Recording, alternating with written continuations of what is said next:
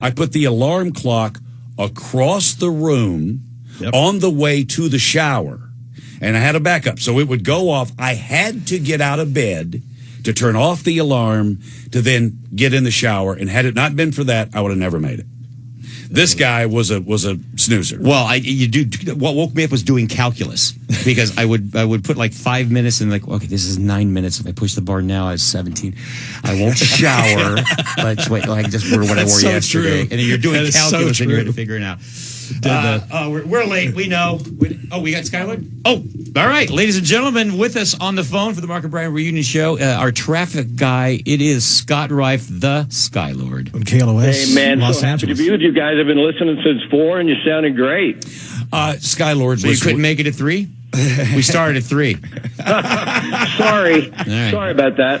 And I know you saved the best for last, so I appreciate that. Well, Scotty was with us for many, many years and always involved himself in the shenanigans with his helicopter, and so many wonderful times and wonderful things went on with this guy. But I got to tell you this.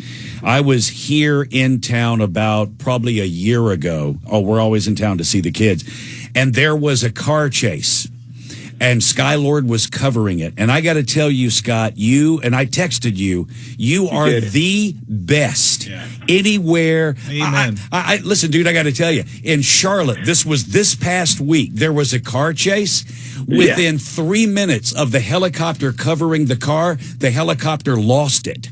So if you want to make $1 million, come to Charlotte and do that crap. That'd be nice. I wouldn't have to get up at 2:45 in the morning, but thank you so very much. Honestly, I wouldn't be doing that if it wasn't for you guys. I mean, that is absolutely the truth. If you wouldn't have taken me in when I walked into that guard shack and given me the job, I just wouldn't be doing this now. So I'm just really fortunate I got to work with you guys, and I'm still doing it. I'm still working for ABC TV, so I'm just so fortunate. Nobody did it better, man. And because of you and your car chase reports, when there was one, talk about a guilty pleasure.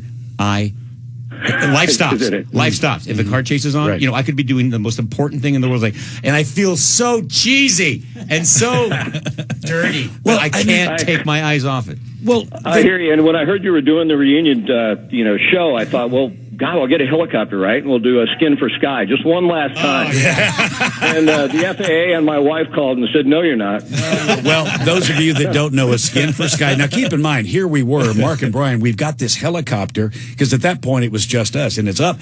Let's do some fun things. Let's do a Skin for Sky. And a Skin for Sky, a woman or women would call, give him their location. She would go out on the balcony of her apartment or home. Or on the roof. And take it off. And Skylord, this is a great way to use $1,000 an hour with a helicopter. He would fly. That will never happen ever again in the history of any time, anywhere, where you're going to get a helicopter to do whatever you want, whenever you want it. It was nobody has that money. And he would fly and give us a play-by-play of what he was seeing and what they were doing. That was just awesome. so you know, 90% of them sucked. I couldn't see a thing. And by the time I got close enough to find out, most of the girls were just, not what I described to you. Well, and then, of course, I don't know if you guys remember this, close to the last of them, because there was a lot of people that just weren't tolerating that any longer, as far as, you're flying too low. And, you guys called me and you said there were 2 Playboy bunnies on top of the studio. Oh, yeah. You recall? Do you remember this? Yeah, I'm still scarred from that one. Then, of course, the closer I got, I'm like, you got to kind of make it up as you go, right? Because you can't get that close. You can't see that much detail. So I'm like, God, they look great. And there's these 2 hot blondes on top of the building. I'm getting closer. Damn, they look good. My goodness. They start taking their clothes off. And as soon as I get close enough to get a good look, it's you 2 bozos with wigs on, stockings, showing me your ass. Oh, brilliant. You got to be kidding me. Brilliant. And one other thing that happened that you guys probably don't realize, that you were out there in the back of the old studio with a potato launcher. Sure. Oh, God. That damn thing almost hit me. Oh, God. Now, to this day, when I reflect on what might have happened. Oh, God.